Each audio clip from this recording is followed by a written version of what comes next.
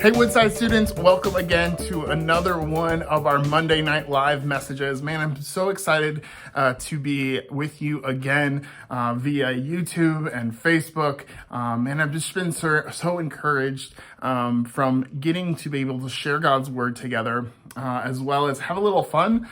And so we are going to kick things off with another segment of Trendy or Nah, looking at different trends and just having some fun with that. So check it out right here. Hey guys, welcome to another version of Trendy or Nah. We have a very special guest with us. We have Pastor Tyler here as our trendy expert. Hello, Pastor Tyler. How are you doing? Ooh, trendy expert is a big title. I don't know about that. Now, let me ask you a question. We're looking at the 90s. So, were you actually born in the 90s? Yeah, I was born in 93. So, unlike people born in 99 who consider themselves 90s kids, I consider myself a 90s kid. Yeah, you've got a 7 years of the 90s. So, a good 7-year experience. Yeah. Yeah. So we'll see if you remember these things, but we're going to look at a couple things to see if they're trendy or not, or if they would come back.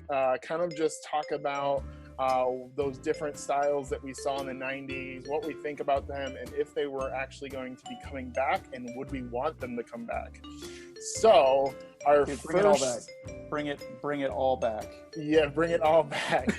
Yes.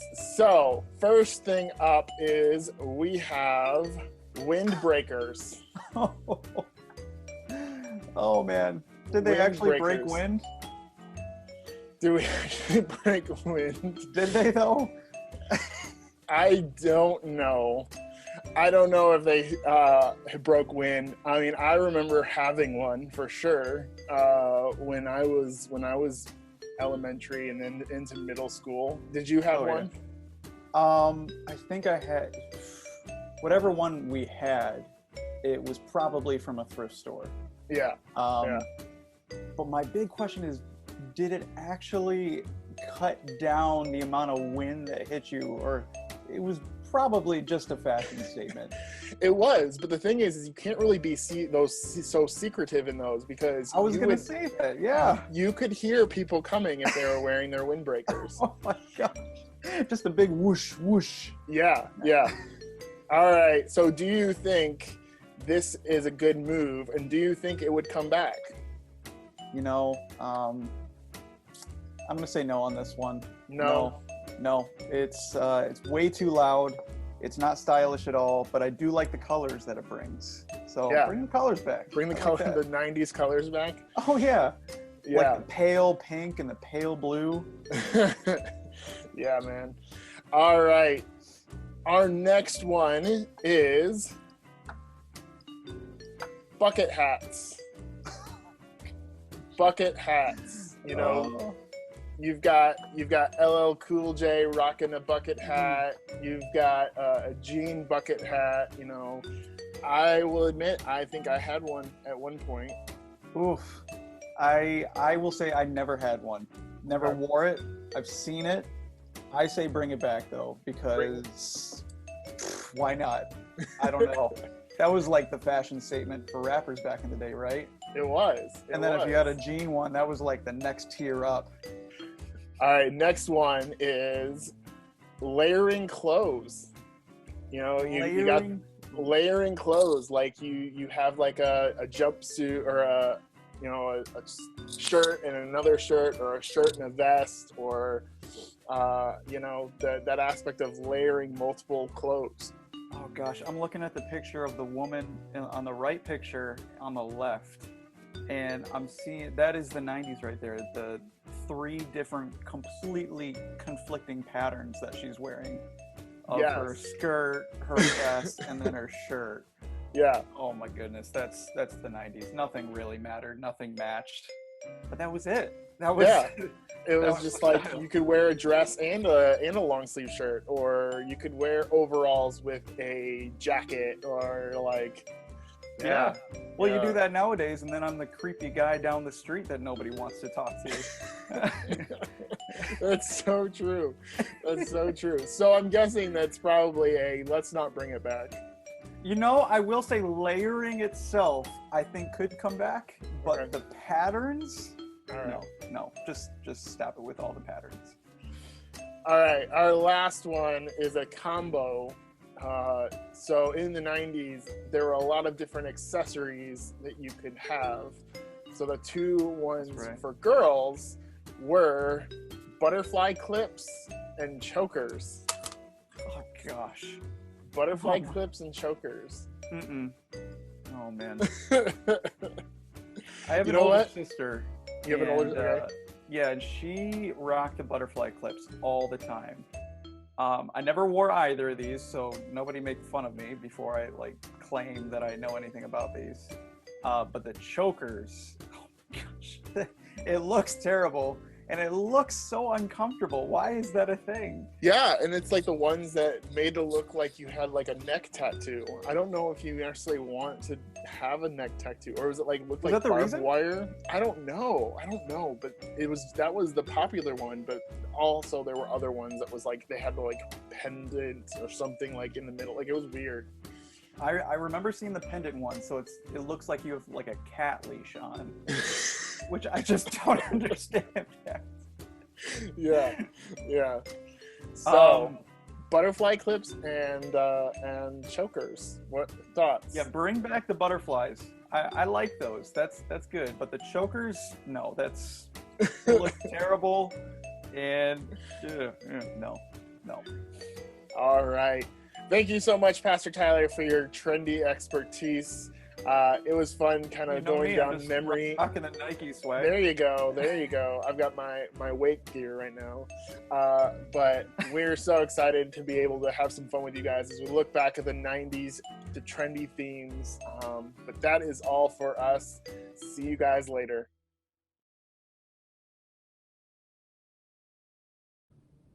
Hey Woodside students, this is Pastor Evan here, and I'm bringing you week 3 of our Trendsetter series. And my hope is that through this series, you've really come away with a redefinition of what it looks to be a trendsetter. For many of you, or for the world, we think a trendsetter, we may think of the person that brought back scrunchies, or the person that created Fortnite, or Elon Musk with the electric car. And maybe you think of those people that are popular or have the most followers. But I really want us to see that a trendsetter in our faith is somebody that's worth following. Somebody who's following Christ, and we want to follow after them. And so through the last couple of weeks, we've seen what a trendsetter looks like. Last week, we looked at the ultimate trendsetter, which was Jesus. Jesus did incredible things while he was on earth for even a short amount of 3 years. We saw last week that Jesus flipped the script and said, I'm here to come to those who need me. Like a sick going to the doctor, that he was eating and talking to people who were rejected by society. That's why he's the ultimate trendsetter. And so as we jump into this next week, we're going to look at Paul.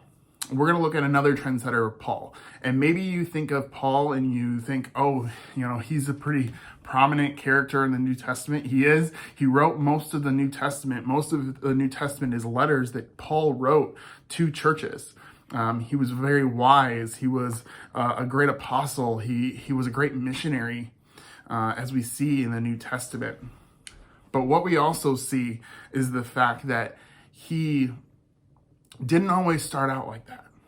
He actually has a difficult season. He started out actually as someone who hated Jesus. He hated Jesus and he hated believers. He wasn't a great man of God that we know him now as. And his name was actually Saul. His name was Saul, and he wanted to eradicate all of the Jewish Christians, all of those who profess Christ and profess Jesus as the Messiah. He wanted to put in jail or even kill.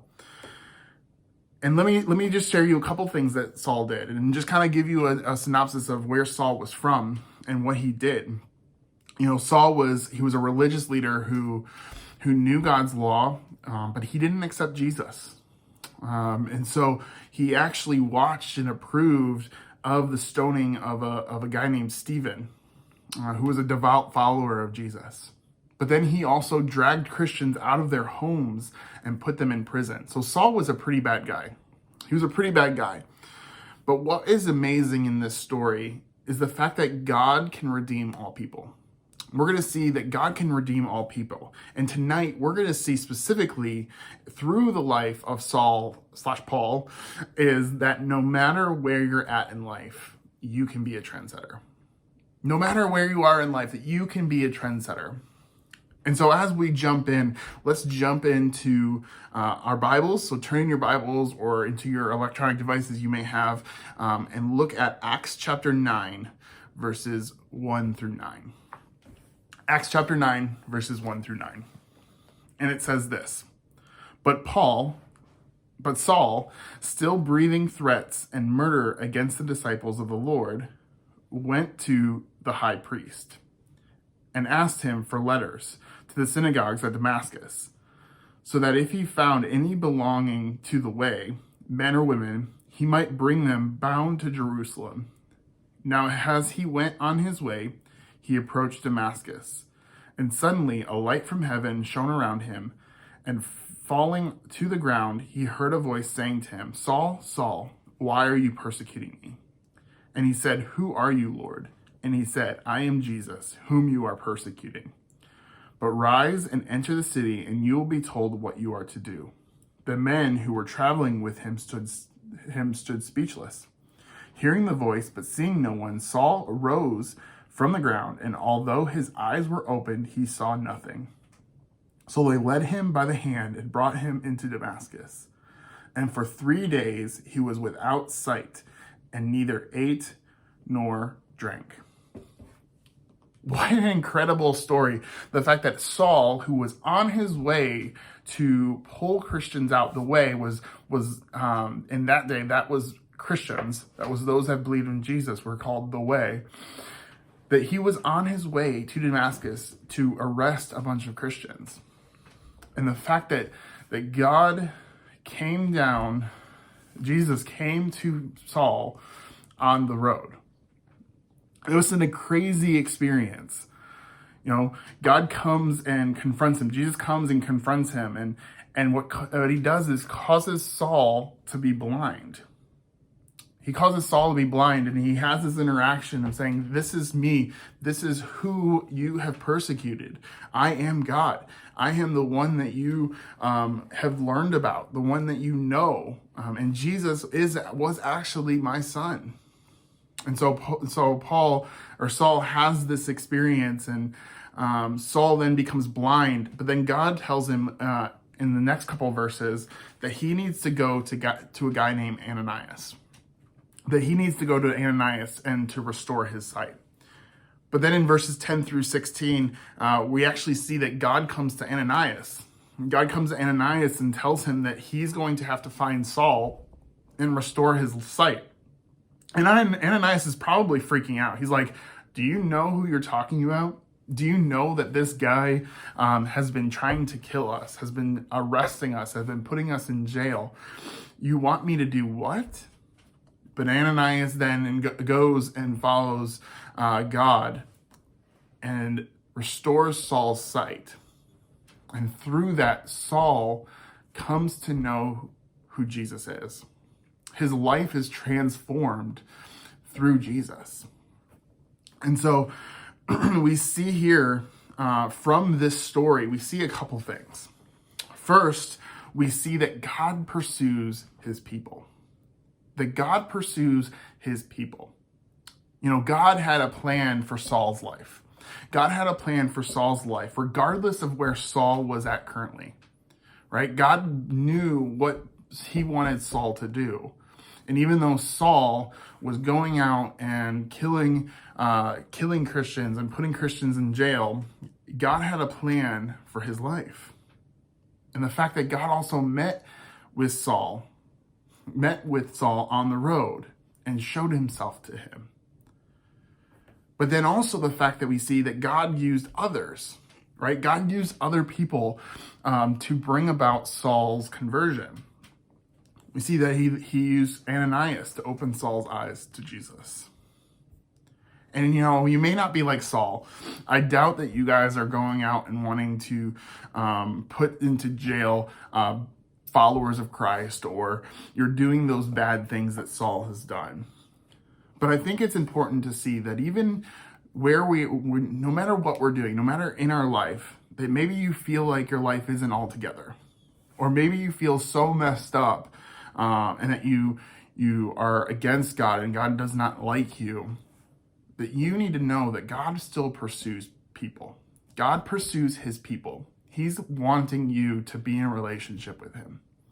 He is wanting you to be in a relationship with him. Just like we saw with Jesus last week, that Jesus came to save those who needed him. And so no matter where you're at, Jesus pursues you.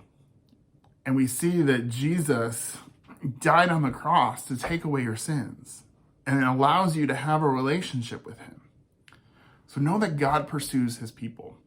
But we also see that Saul and Paul is that God can transform anybody. God can transform anybody. Look at Saul. Look at the fact of who Saul was, and then eventually change his name to Paul. That we see that God can transform anybody. If God can transform Saul, God can transform you. He can take your brokenness and he can make you whole again. Saul was against Jesus, and now he was the greatest missionary for the early church. Many people heard about Jesus through Paul and his ministry. God can transform anyone's lives as long as we allow him to be in control of our lives. God can transform our lives. And next we see that you can be an incredible trendsetter when you're set on Jesus, right? So now we see Saul's great conversion to becoming Paul. And now Paul has this mission that is focused on telling others about Jesus. Saul was focused on himself. He was focused on the power. He was focused on all of these things. But now that his life is focused on Jesus, he was being a trendsetter. Right? He was going to places who didn't know who Jesus was. He was going and encouraging believers in other nations to continue to follow Jesus. So when you have your heart and your eyes set on Jesus, you can be a trendsetter as well. He was even devoted.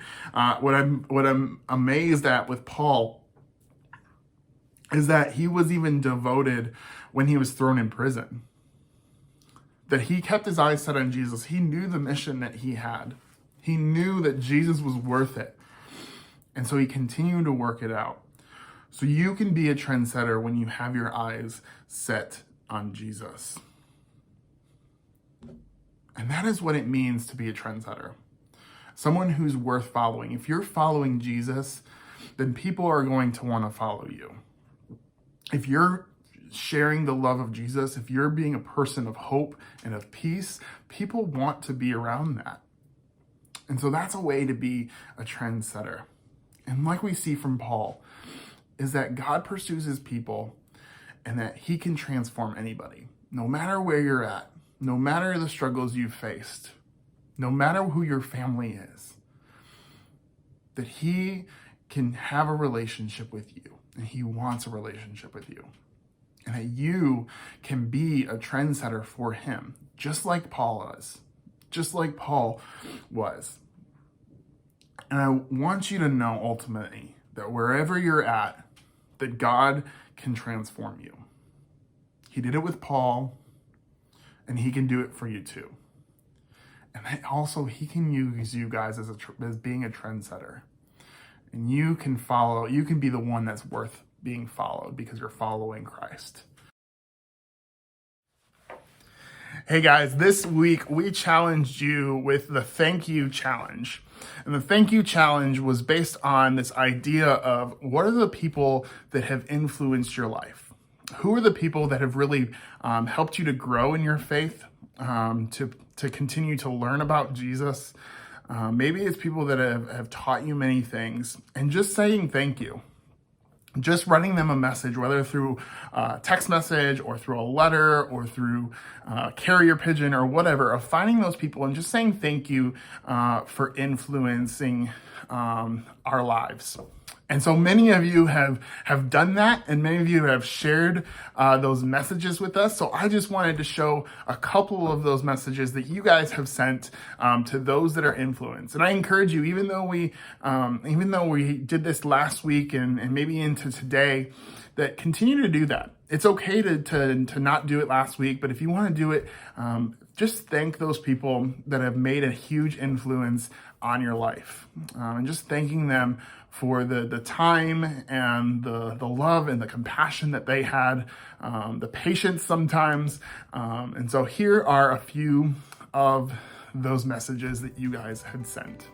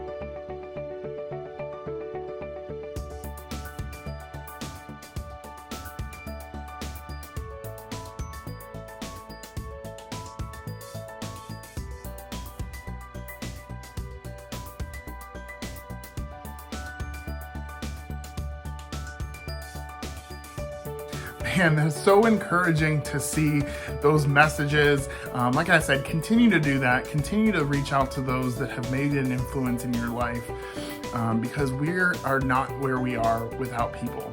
And so continue to do that. That is all for tonight, man. It's so good to see you guys, at least a little bit. I look forward to the day that we can see each other face to face, but know that I love you, that your small group leaders love you, and that we're praying for you, and we miss you guys so much. But that's all for us tonight. We'll see you guys later.